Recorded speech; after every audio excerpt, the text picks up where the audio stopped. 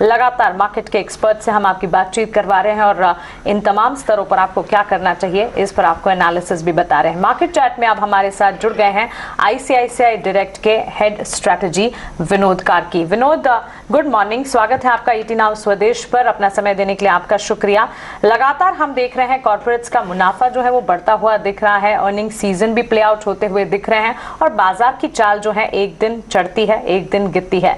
बताइए आपका नजरिया ओवरऑल सेंटिमेंट्स पर कैसा है? गुड मॉर्निंग, थैंक यू बुलाने के लिए आपके शो पर।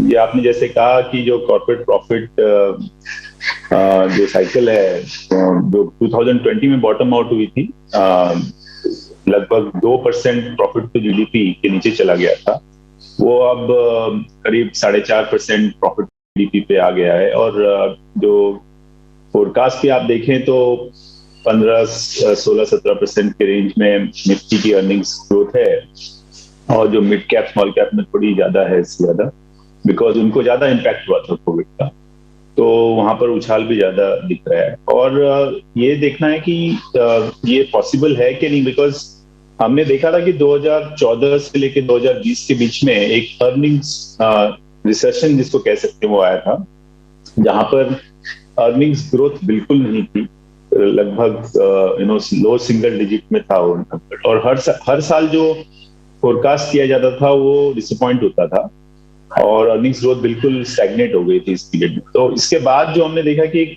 बड़ा उछाल आया है और ये जो नॉमिनल जीडीपी के नंबर्स आप देखें तो वो भी काफी स्ट्रांग है। तो जो कॉर्पोरेट अर्निंग्स होती है वो नॉमिनल अर्निंग्स होती है बेसिकली। तो अगर आप 15 से 20% का नॉमिनल जीडीपी ग्रोथ देख रहे हैं तो ये कॉर्पोरेट अर्निंग्स की जो उस रेंज में आ सकती है, ऐसा कोई उस पर डाउट नहीं आना चाहिए। और दूसरा ये है कि दूसरा एक सिग्नल होता है कि कैसे मतलब डिसअपॉइंट होगा या नहीं होगा, उसका एक सिग्नल होता है कि बीट्स और मिसेस।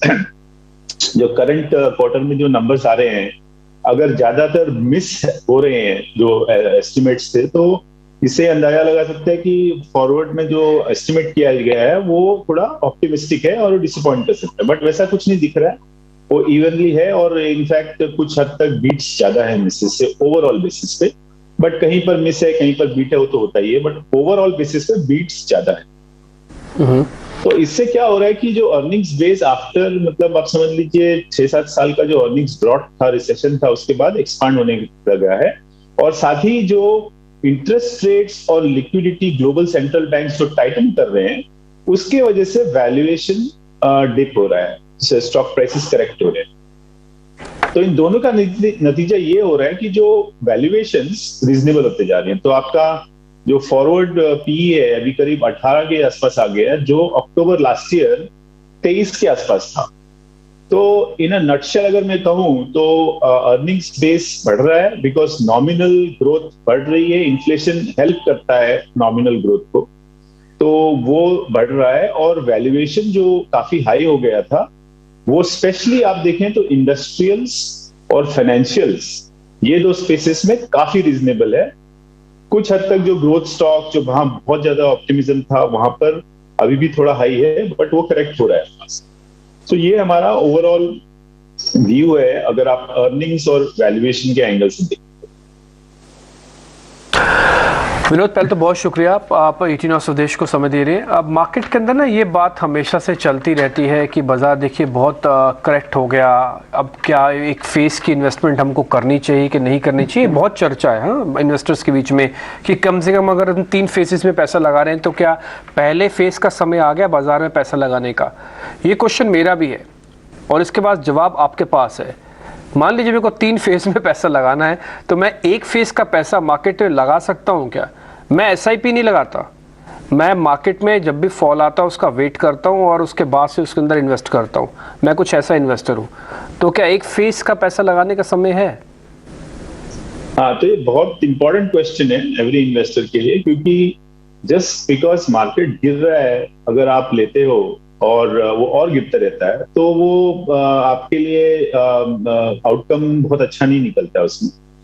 तो इसलिए आपको एनवायरनमेंट देखना है कि किस एनवायरनमेंट में आप इन्वेस्ट कर रहे हो। तो हमको जो दिख रहा है कि जो इंडिया में जो इन्वेस्टमेंट एनवायरनमेंट है वो इम्प्रूव हो रहा है। कैसे?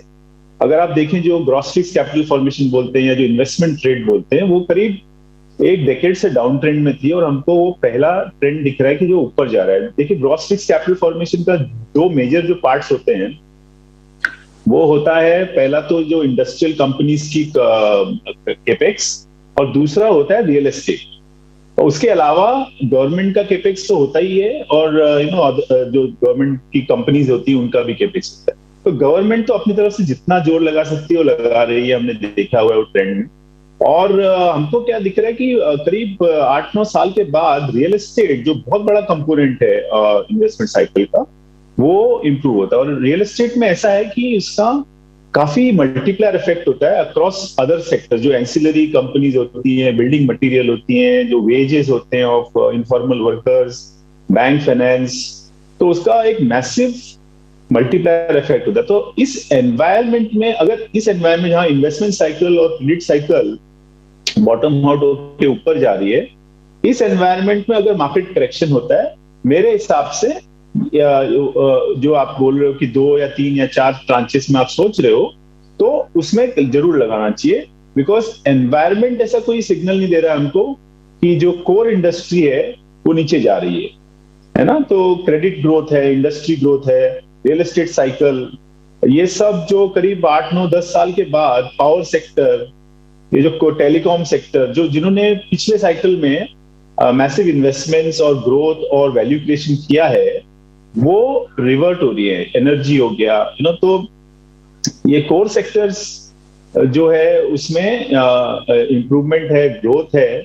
और तो इस एनवायरनमेंट में अगर मार्केट करेक्ट होता है, मेरे हिसाब से आपको अपना जो जितने भी आप सोच रहे हो कि एक स्टैगर्ड तरीके से इन्वेस्टमेंट करना चाहिए, वो करना चाहिए as per your risk appetite.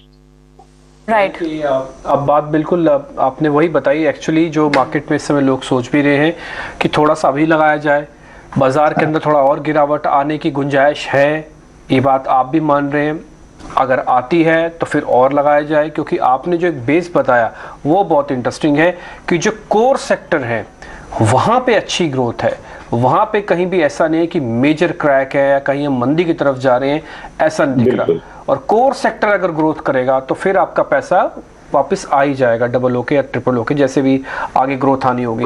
तो ये बात बिल्कुल ठीक है विनोद, बहुत शुक्रिया, आपने वो क्वेश्चन का जवाब दिया जो कि इन्वेस्टर्स के मन में चल रहा है। आगे मेरी सहयोगी प्रियंका भी आपसे कुछ क्वेश्चन पूछना चाहती है। Morning Vinod, Priyanka here. Actually data point बहुत इंटरेस्टिंग है जो आपने भेजा। हमने आईसीआईसीआई सिक्योरिटीज के डेटा बेसिस पर ये कॉन्वर्सेशन स्पेशली रखी कि जितना भी कॉर्पोरेट मुनाफा है, आप मान रहे हैं, हालांकि कुछ स्पेसेस है जहां इन्फ्लेशनरी प्रेशर है, वहां तो क्लियर है, लेकिन जहां कॉर्पोरेट मुनाफा बढ़ा है उनमें बड़ी भागीदारी जो है वो इंडस्ट्रियल की है, फाइनेंशियल स्पेसेस की है, जो कोर सेक्टर्स की आप बात कर रहे हैं। तो to set the context right for our viewers also. So ऐसे में एक चीज और आपसे समझना चाहेंगे, क्योंकि हम जानते हैं और ये बात बहुत कॉमनली बात की जाती है इन्वेस्टर्स के लिए कि भारत जो है, जो इंडिया है, वो बहुत ही ऊंची पी पर ट्रेड करता है, एज इंडेक्स के लिए भी कहा जाता है। लेकिन अब आपको लगता है कि अब हम वैल्यूएशन या एवरेज वैल्यूएशन के पास आ गए हैं? क्योंकि पी रेशियो अब आप देखें तो फिसलकर यहाँ पर उसमें भी बड़ी करेक्शन आई है। लगभग जो अक्टूबर 2021 में थी वो 22 टाइम्स थी, लेकिन अब ये स्लिप होकर 18 टाइम्स आ गई है। क्या अब भी हम एक एवरेज वैल्यूएशन पे हैं या फिर अभी और समय लगेगा? हाँ, तो इसमें ये सबसे इंपॉर्टेंट बात ये है कि एक तो 22.8 मतलब ऑलमोस्ट 23 चला गया था अक्टूबर में, तो 22.8 23 राउंड ऑफ कीजिए, 23 से 18 पे आ गया है। अब इसमें क्या है कि यूजुअली क्या होता है कि मार्केट प्राइस करेक्शन से वैल्यूएशन करेक्ट होता है, बट यहाँ पर क्या हुआ है, दोनों का जो हमने आप देखेंगे एक एग्जिबिट रखा है उसमें कि ये जो 21-22% का जो वैल्यूएशन कॉन्ट्रैक्शन हुआ है 23 से 18 का, उसमें इक्वल रिस्पॉन्सिबल है जो अर्निंग्स बेस 10-11% बढ़ा है और जो मार्केट करेक्शन हुआ है 10-15% के रेंज। तो दोनों की भागीदारी, ऐसा नहीं है कि मार्केट करेक्ट हो रहा है खाली और इसकी वजह से मार्केट चीप हो रहा है। वैल्यूएशन अपना अर्निंग्स बेस बढ़ रहा है, वो बहुत इंपॉर्टेंट, तो ये कॉन्टेक्स्ट देखना बहुत जरूरी है। इसलिए हमको लगता है कि जो अर्निंग्स बेस है इस तरह से एक्सपैंड अगर करता रहा तो आप देखेंगे कि अभी जो 18 है, अभी सपोज ये मार्केट 2 क्वार्टर ये लेवल पे रहता है, हम क्या देख रहे हैं कि जो अर्निंग्स बेस है एवरी क्वार्टर 3-4% से एक्सपांड होते जा रहा है, minimum 4%, 5% depending on the quarter to quarter difference रहता है। तो वो क्या हो जाएगा कि ये जो 18 है वो आप 2 क्वार्टर बाद देखेंगे तो 10% से मार्केट का जो अर्निंग्स बेस और एक्सपांड हो जाएगा, तो ये 18 करीब 16 के आसपास, 16-17 के रेंज में आ जाए अगर मार्केट यहीं पर स्टैग्नेट करता है फॉर 2 क्वार्टर्स मोर। सो ये दिस इज वेरी इंपॉर्टेंट कि आप किस फेज में मार्केट करेक्शन हो रहा है। पहले क्या हुआ था कि जब करेक्शन हुए हैं वहां पर अर्निंग्स डिसअपॉइंटमेंट साइकिल चल रहा था, तो आप जो अर्निंग्स पकड़ते थे वो अर्निंग्स आती ही नहीं थी, so that is a very important factor to look. इस साइकिल में जो वैल्यूएशन करेक्शन हो रहा है, अर्निंग्स बेस बढ़ रहा है और करेक्शन यहाँ पर निफ्टी पीई में भी करीब 21% का यहाँ पर देखने को मिल रहा है। मौजूदा अगर 18 पर और अक्टूबर 2021 का अगर देखें 22-23 तक के जाता हुआ देखने को मिला है। लेकिन विनोद, ऑफ कोर्स आप सेंटिमेंट्स की बात कर रहे हैं जो कि स्ट्रांग बनते हुए धीरे धीरे नजर भी आ रहे हैं आपको। मैं आपका नजरिया सालाना आधार पर कैगर के तौर पर भी आपने अपनी ग्रोथ के एक्सपेक्टेशंस बताएं, वो भी बताएं, और साथ ही कमोडिटीज को कैसे देख रहे हैं, क्योंकि वहां पर तो एलिवेटेड एक्शन है ही। वहां से क्या आपको लगता है कि सिचुएशन और बेहतर होती हुई दिखेगी? ये जो तेजी कमोडिटी में देखने को मिली है, सरकार काफी कुछ कर रही है, धीरे धीरे सप्लाई डिमांड मिसमैच खत्म होता हुआ दिखेगा। देखिए, कमोडिटी का 2 एंगल है।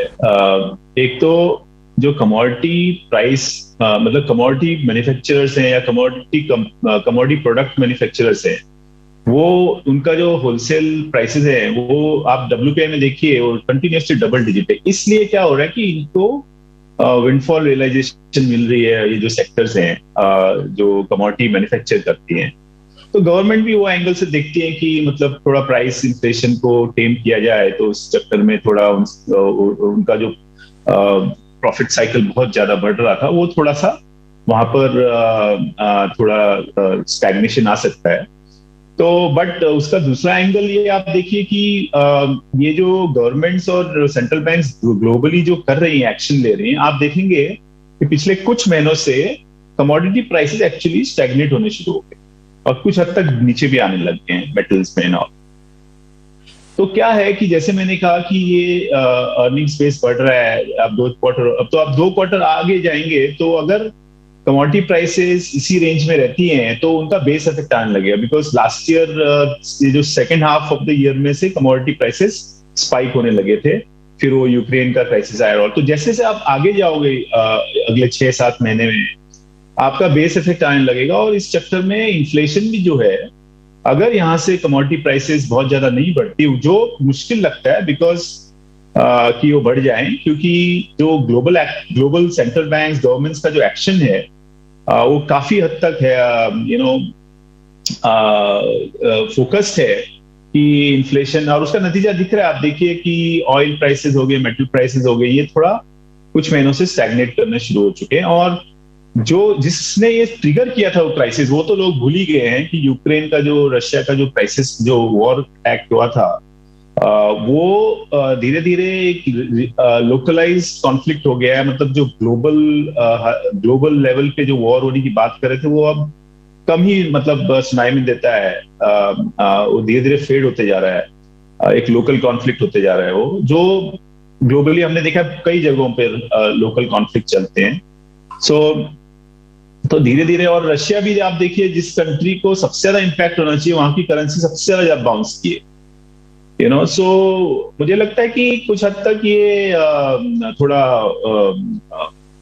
ये कमोडिटी प्राइसेस स्टैग्नेट होना और इससे थोड़ा रिलीफ मिलना शुरू हो जाएगा कंपनीज को, और डिमांड रीजनेबल रहेगी। और बट हैविंग सेड दैट, अगर 100 के आसपास भी ऑयल रहता है तो इट इज हाई, वो खाली YOY ग्रोथ कम होती जाएगी, बट ये स्टिल एलिवेटेड लेवल्स है। तो इस लेवल्स पे अगर ये रहता भी है तो कमोडिटी कंपनीज का जो प्रॉफिट साइकिल या कैश फ्लो जनरेशन स्ट्रांग ही रहेगी। बिल्कुल। विनोद, अच्छा लगा आपसे बातचीत करके। उम्मीद करते हैं जल्दी आपसे वापस मुलाकात होगी। बहुत बहुत शुक्रिया ET9 स्वदेश का अपने समय दिया। आपकी रिसर्च हमेशा से बेजोड़ होती है, अच्छा लगता है आपसे बातचीत करके। आप खुल के बात भी रखते हैं और फैक्चुअली बात रखते हैं। बहुत बहुत शुक्रिया। Thank you very much Vinod. Thank you so much. खैर आगे बढ़ते हैं।